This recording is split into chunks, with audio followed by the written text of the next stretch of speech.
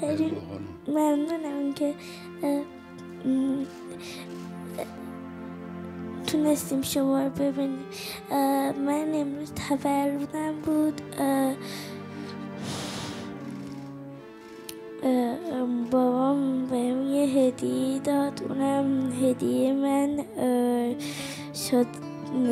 من شما بودین که تونستم شما رو ببینم. الان اومدم پیش شما، میتونم حالا که به سن نرسیدم به سنم، میشه شما رو یکم بغل کنم؟